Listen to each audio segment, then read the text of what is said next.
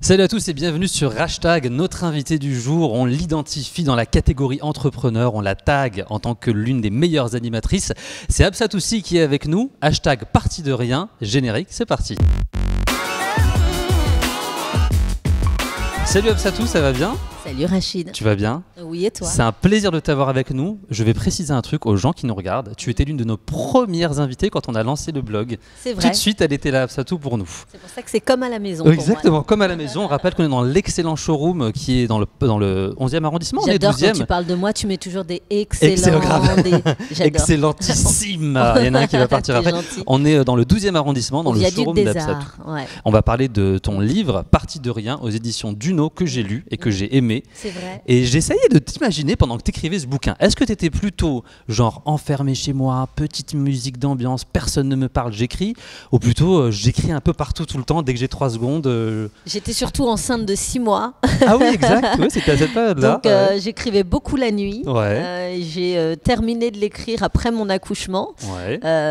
Voilà, la nuit et la nuit. C'est ça. La nuit, les longues nuits, Les longues nuits de entrecoupées de biberons, mais tu as quand même bien travaillé du coup.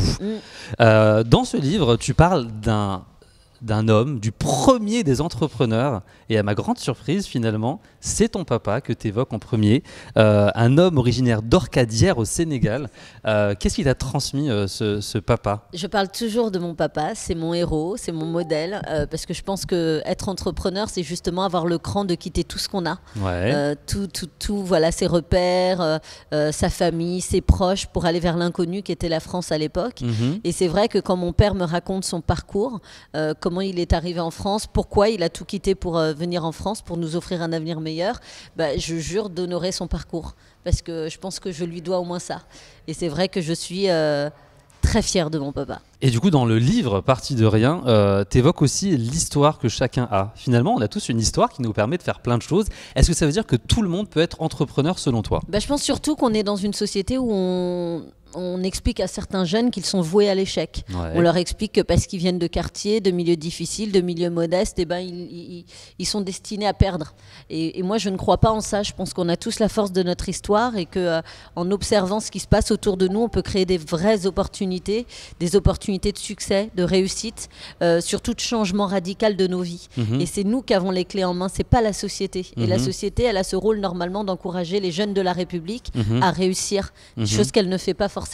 Je pense que les médias y contribuent aussi fortement. Quand il y a un jeune issu de la diversité, j'aime pas ce mot parce que pour moi on vient tous de la diversité. C'est la diversité, la France. Voilà, ouais, la ouais. France c'est la diversité. Quand il réussit, il est montré un peu comme une bête de zoo. Regardez, c'est exceptionnel. Non, c'est pas exceptionnel. Il y en a plein qui réussissent et c'est ceux-là qu'il faut montrer aussi. Et ce sont de bons exemples aussi à suivre. Chacun a son histoire, chacun peut y arriver. Alors Absatou, l'un des plus beaux moments de ta vie que tu évoques, alors je pensais que ça allait être la rencontre avec Jermaine Jackson, parce que quand même respect, pas du tout, c'est ton retour au Sénégal que tu évoques dans le livre. Qu'est-ce que ça t'a fait quand tu t'es retrouvé sur cette terre-là du Sénégal ? J'ai eu l'impression de revenir dans un pays finalement que je ne connaissais pas. Oui, parce qu'en plus tu n'y avais pas été. Je n'y avais jamais été et vraiment ça a été incroyable. Et puis j'ai passé des moments magiques avec des gens qui n'avaient pas grand-chose mais qui avaient tout finalement parce qu'ils étaient heureux de vivre, ils avaient cette joie de vivre qui était communicative. Et j'ai découvert mes racines. J'ai été au plus proche de mes racines. J'ai appris à puiser l'eau avec des cousines qui avaient 7-8 ans qui m'apprenaient comment faire. J'ai passé des soirées entières avec les femmes de mon village qui me racontaient un peu mon histoire. Et ça, c'est vraiment les plus beaux moments de ma vie. C'est les richesses, les petites richesses dont on se nourrit pour avancer. Les grandes richesses, effectivement. Ouais, parce que ça nous ramène bien sur terre. Alors déjà, je dis tout le temps que je peux pas péter les plombs parce que quand je regarde mon père, ça me remet à ma place. Mais là, encore plus. Les vraies richesses, elles sont celles-là. Ouais. Et tu en parles beaucoup dans le livre. Il y a quelque chose dont tu parles et ça m'a beaucoup surpris, on n'y pense pas forcément. On connaît la peur de l'échec. On connaît tous la peur de l'échec, on a tous peur de se planter, mais la peur de gagner, la peur de réussir, comment ça se matérialise ? Alors toi, je crois que c'était quand tu as eu ton premier local, Île Saint-Louis, peur de gagner. Pourquoi ? Qu'est-ce qui s'est passé ? C'est vrai parce que je pense que l'entrepreneur, c'est un sportif de haut niveau. Et il se prépare à la compétition et un peu comme Nadal, quand il doit faire son dernier service, le service qui doit être gagnant ou le point qui doit être gagnant, il a cette peur de gagner on en parle souvent dans le milieu sportif. Je pense que l'entrepreneur, c'est pareil. Et dans le cadre de cette peur de gagner, il peut y avoir de la précipitation aussi, il peut y avoir des erreurs, il peut y avoir tout ça, mais ouais, je pense que la peur de gagner, elle existe. Elle aussi existe, pour c'est fou, l'entrepreneur. La peur de changement, que tout se bascule et que ça devienne concret, quoi. Et ça peut basculer vite dans le monde de l'entreprise. C'est ça, on espère que ça bascule vite pour tous ceux qui veulent en tout cas des conseils. Il y a de super, même des interviews dans le livre. C'est pas que ton histoire, justement, tu as aussi intégré des gens. Il y a des interviews, il y a des questionnaires aussi. Donc tous les entrepreneurs qui veulent avoir des idées, savoir si leur projet est mûr, qu'est-ce qu'il faut faire, qu'est-ce qu'il ne faut pas faire. Il y a tout à l'intérieur. En fait, je voulais un livre qui soit participatif, qui soit ludique, qui soit facile à lire pour tout le monde, y compris ces jeunes qui n'ont pas envie de se taper un pavé entier à lire parce qu'ils sont génération Snapchat, génération Insta. Et ils sont traumatisés du lycée, tu sais. Non, mais ils veulent des choses un peu rapides, un peu speed à lire. Et c'est vrai que je l'ai pensé comme ça. Il y a beaucoup de hashtags dans mon livre, mais il y a surtout des questions, la partie à vous, qui permet à chaque lecteur de se poser des questions sur son propre parcours, d'avancer dans la construction de son projet entrepreneurial, et ça c'était vraiment important pour moi. Et c'est vrai que j'ai des experts incroyables qui témoignent dans ce livre.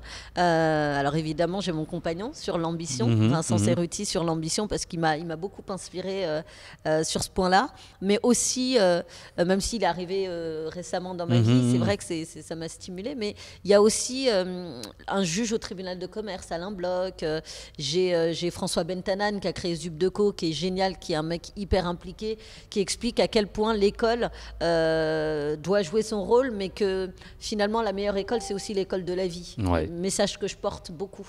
Voilà, il n'y a pas plus grande école que l'école de la vie. C'est là où on apprend plein de choses. HEC que je respecte ne sont pas au-dessus de cette école de la vie. Exactement. Ça, il faut prendre tout ce qu'il y a à apprendre dans sa vie, dans son quotidien. Il y a une très belle anecdote sur plein de rencontres que tu as faites, évidemment, parce qu'aussi il faut saisir les rencontres qui s'offrent à nous.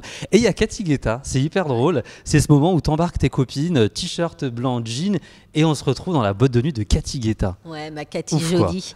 Ma Cathy jolie, si on m'avait dit un jour que je serais amie avec Cathy Guetta, c'est le cas. C'est resté une amie. C'est une femme que j'adore, une femme que j'admire, une femme que je respecte.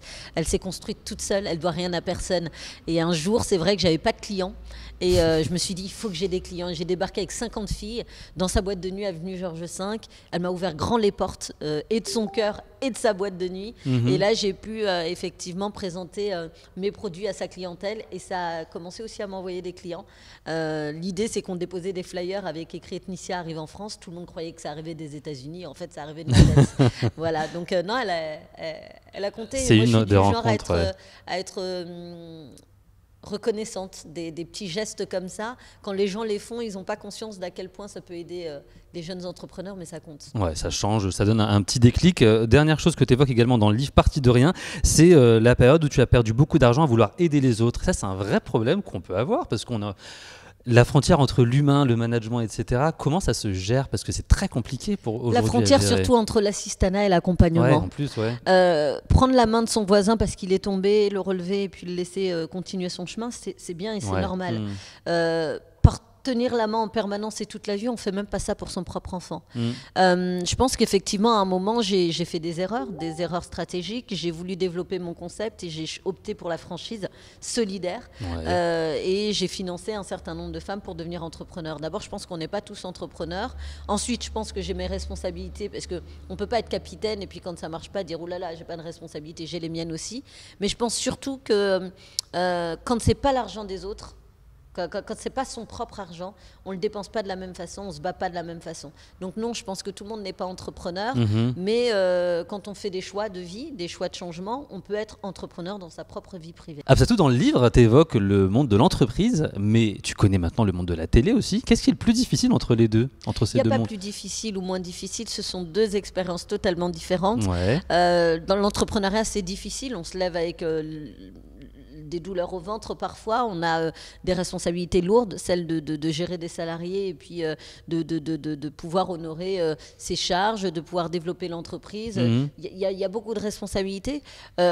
En télévision, il y a aussi l'envers du décor qui peut être difficile, c'est-à-dire la critique, les réseaux sociaux qui peuvent être extrêmement violents. Il y a cette crainte que j'ai vue beaucoup que je n'ai pas eu moi dans le monde de la télé, mais de se voir virer du jour au lendemain et puis de ne plus exister. Moi, j'ai jamais eu cette contrainte en télé parce que j'ai toujours eu ma boîte à côté. Oui, tu as toujours fait des choses à côté dans mais l'entreprise. Je vois qu'il y a des gens qui ne sont pas libres de leur choix parce qu'à un moment, il faut manger, il faut payer ses factures à la fin du mois. Donc voilà, mais il n'y a pas plus difficile ou pas, ça dépend de chaque expérience qu'on vit. Ouais, c'est deux expériences différentes C'est pour lesquelles il faut être bien armé. Tu as participé à de nombreuses émissions, l'inventeur de l'année sur M6, là on t'a découverte à l'époque, Le Grand 8, Projet Fashion, Un soir à la Tour Eiffel avec Alessandra Sublet, et tu es actuellement sur Canal+ Afrique, une très très chouette émission. Est-ce que tu peux nous en parler un petit peu? Et Le Grand 8. Et Le Grand 8, effectivement, il y a Le Grand 8, qui effectivement a aussi. été une très belle expérience. En ce moment, je suis sur Canal+ d'Afrique. C'était important pour moi de travailler sur un média africain parce que je développe mes entreprises en Afrique. Je connais bien le continent africain pour y voyager très souvent, plus d'une vingtaine de fois par an. C'est quand même beaucoup. Voilà, donc c'était important pour moi de pouvoir faire cela. Et en plus, j'adore l'équipe de Canal+ d'Afrique. J'adore le journaliste Régis Camden avec qui je travaille, qui fait des reportages de malades. C'est une nouvelle expérience pour moi. J'ai un super plateau, j'ai une super équipe qui me coach et m'accompagne. C'est une expérience que j'ai jamais vécue. Et donc j'avais envie de la vivre. Quand on m'a proposé cette émission, j'ai trouvé ça valorisant. Et donc, je me suis dit, de la télé intelligente, oups. Ah, dis donc, voilà. On signe, on y va. C'est génial. C'est valorisant et c'est cohérent par rapport à ton parcours. Un dernier mot avant de passer à la deuxième partie. Qui dit célébrité, dit les petits à côté du positif et du négatif. Comment on gère aujourd'hui les réseaux sociaux? Alors toi, je suis fan de toi sur Twitter. Je te jure, parce que tu réponds de manière claire aux gens. Parce qu'il y a deux écoles. Il y a l'école qui dit... on laisse, on dit rien, les gens ils sont là pour hater, comme on dit, c'est des haters, c'est pas. Mais il y a l'école des gens qui répondent et toi tu réponds. Oui, je réponds parce que je pense qu'on n'est pas né pour Bien subir, sûr, on n'est pas né pour accepter tout. Je pense qu'il y a des gens qui sont méchants gratuitement et à qui il faut répondre. Pour moi, c'est pas une perte de temps, c'est un moment remettre juste les choses dans leur cadre et c'est fondamental. Voilà, je trouve que d'être agressé comme ça à longueur de journée par cette poubelle géante qu'on peut appeler Twitter, où je suis. Je suis sur Twitter parce qu'il n'y a pas qu'une poubelle. Ah oui, il y a plein de choses positives. Il y a plein de choses intelligentes qui permettent de trouver des belles initiatives, des beaux projets. Mais il y a aussi cette partie poubelle, moi, qui me déplaît fortement. Derrière un écran, c'est toujours facile d'agresser les autres. Alors, c'est vrai que je n'aime pas cette agressivité, ces haters qu'il peut y avoir. Donc, quand on me provoque un peu trop, je réponds. Elle répond. Cette aussi, elle a du caractère. Elle ne s'est pas faite comme ça. Hein. C'est ça. Partie de rien, c'est aux éditions Juno. Absatou, tu restes avec nous pour la deuxième partie? Avec plaisir. C'est tout de suite sur Hashtag. À tout de suite.